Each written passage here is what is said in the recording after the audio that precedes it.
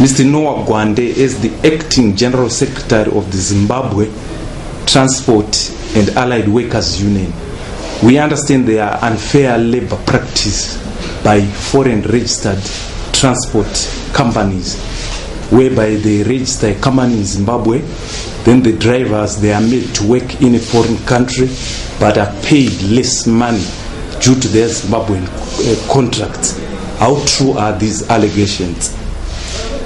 The allegations are very, very accurate, and we can confirm that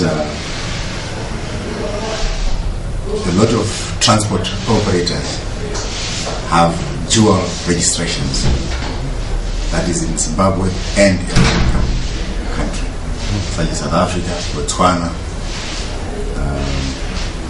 and Mozambique. But there's a ubiquitous practice which has actually become a culture,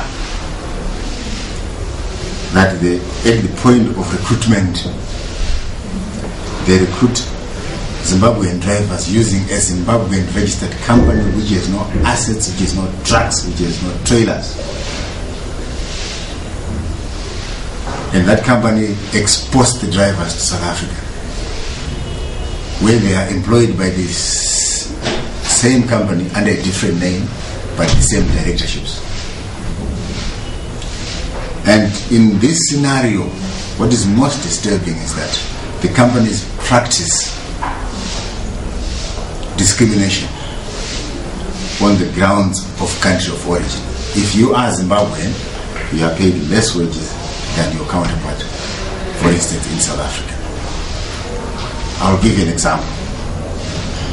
Because due to the fact that the drivers are recruited by a Zimbabwean company, it follows that they have a Zimbabwean contract of employment, which is governed by local National Employment Council regulations. And as a result, they are paid $270, which is stipulated minimum wage in Zimbabwe. Yet they are performing the same duties, loading this from the same place, offloading the same place, driving the same trucks with South Africans. They are paid $270 only, whereas their counterparts in South Africa are paid between 15,000 to 20,000 rand, which works about to above $2,000 per month. And that is called discrimination on the grounds of country of origin. And there are further complications that are associated with this type of operations. For instance, you cannot enforce this principle of equal wage, equal value for equal work, because the South African company will insist that the worker is Zimbabwean, yet the duties are performed in South Africa. What is most disturbing is that these same companies are obtaining United Nations contracts, say the World Food Program, FAO. They are getting this contract to transport United Nations contracts for loads, yet they are contravening the same conventions that were set by the same United Nations. For instance, the equal work for equal, the equal value for equal work convention. There's also the decent work agenda. There's also the discrimination against a person simply because of his country of origin. These are being practiced by these companies, yet the United Nations is giving them contracts, and we are concerned as a trade union. We are trying to cooperate with South African counterparts on this issue for joint cross-border enforcement of regulations, so that the ILO conventions are respected across borders and not implemented piecemeal in Zimbabwe and South Africa. Some of the companies, just to mention a few of the companies that are practicing this unfair discrimination. For instance, we have a company called Samak Private Limited. Sanlam Private Limited also operates as Steria Services, operates as Zimbabwe, same company, operates as Zambak, Mimosa, and so on. This company is recruiting Zimbabwean workers. The SAMAC is recruiting Zimbabwean workers and exporting them to South Africa. And well, what is most worrying is that the Zimbabwean government is not getting any revenue from the export of labor. We're exporting labor illegally, and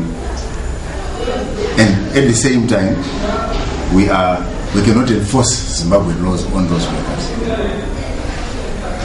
We also have other companies. In fact, you can see them on our roads. It's not a secret. With foreign registrations, there's Lordmaster, there's Lakewood, there's Tawia Coach Services, there's I think there's CARS, Central African Road Services. But this is just a few of them. Practically 80% of the operators in Zimbabwe are engaged in this practice because it is simply cheaper to employ Zimbabweans. So the issue of double registration does not only affect discrimination of workers. It also has potential to it also has potential to expose Zimbabwe to loss of revenue. Because these companies that are registered locally, they transport goods using, for instance, Zimbabwean trucks and Zimbabwean labor, Zimbabwean fuel, Zimbabwean spares. But the invoicing for those loads, unfortunately, are done outside. The monies are paid to the South African company or to Mauritian company or Mozambican company. Yet Zimbabwe would have provided the services. What's wrong with Zimbabwe invoicing for the loads that have been carried by Zimbabwean trucks? So the story does not just end with labor. If they can save on labor, they can also save elsewhere. And on the issue of terminal benefits, how affected are these Zimbabwean drivers working for foreign companies? They are affected in the most negative way. That is very depressing. Let's give an example of death. We have one of our colleagues who died in an inferno in Karoi. What is the name of the place? I forget the name of the place. Maputo. He was driving a South African registered truck owned by a Zimbabwean and was banned beyond recognition. And up to now we are trying to recover his terminal benefits because of this dual registration. The South African company will insist that he was a Zimbabwean worker. The Zimbabwean worker will insist he was a Zimbabwean company. But you are talking to the same director. You are interviewing the same person, but in one minute he's saying it's South African, the other minute he's saying Zimbabwe. But the same office, the same desk. And we are concerned that this kind of situation must not continue. And let's not forget about xenophobia, where Zimbabweans were slaughtered, and yet they were the victims of the discrimination. Fortunately, we have, as a trade union, approached our South African counterparts to show them that the xenophobia is victimizing the victims. The very people who are suffering from discrimination are also being victimized. The approach in future is, in accordance with what we have agreed, is that we will approach the employer and enforce the South African wages on those employers. Any Zimbabwean working in South Africa will have to be paid the South African wage, and it is happening. A few companies have been apprehended and they've started complying. Others have now come back to Zimbabwe, running away from that new scenario. And we can mention it. The company called Trani Transport was operating in South Africa as Trafalgar, and they pretended to close down in Zimbabwe, to liquidate, so that they could strengthen their operations in South Africa. So after we apprehended them in South Africa, enforcing the South African wages on the Zimbabwean, together with our South African counterparts, they have now relocated back to Zimbabwe, but the invoicing is still done in South Africa. As a trade union, we are appealing for a holistic approach. All stakeholder ministries should come together with labor and employers associations and operators to address this issue. In fact, all the issues: recruitment of Zimbabweans, export of Zimbabwean labor, and discrimination on grounds of country of origin, equal value for equal work, decent agenda, revenue for Zimbabwe in terms of ZIMRA. So all those, and the Ministry of Transport in terms of the regulations. As we speak, it is so common to find a Zimbabwean truck was drawing a South African trailer. And sometimes it's just a case of removing a South African registration to put and screen it on a Zimbabwean truck. But for some reason, the authorities don't seem to prioritize that area. So the issue of regulation also needs to be looked at. When it comes to the issue of just unfair labor practice generally, Zimbabwean truck drivers are receiving the worst end of the stick.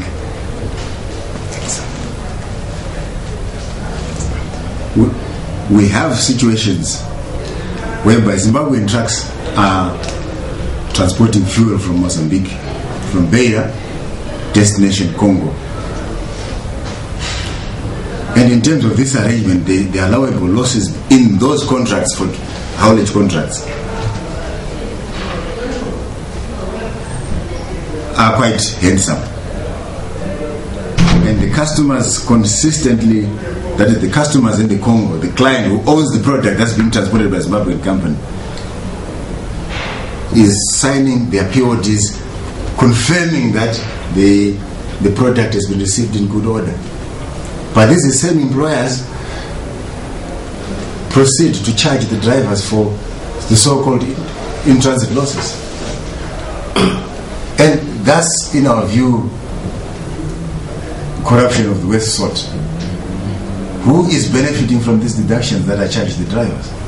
If the client has not complained, has received his product in good order.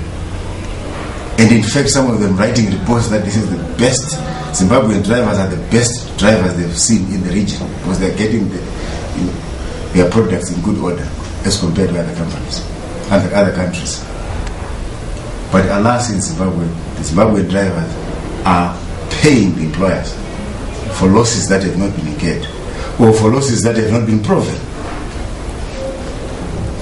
So we can list the grievances, but because the drivers have been taken for granted, there are issues such as driving long hours, driving, being forced to work without rest, being forced to work for no pay,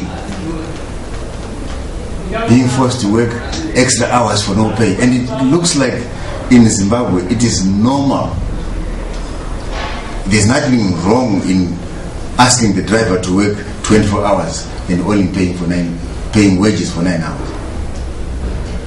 So we are appealing to the authorities to take a proactive approach, a progressive approach to protect our drivers, whether they be in South Africa, whether they be in Zimbabwe, where the law is enforced fairly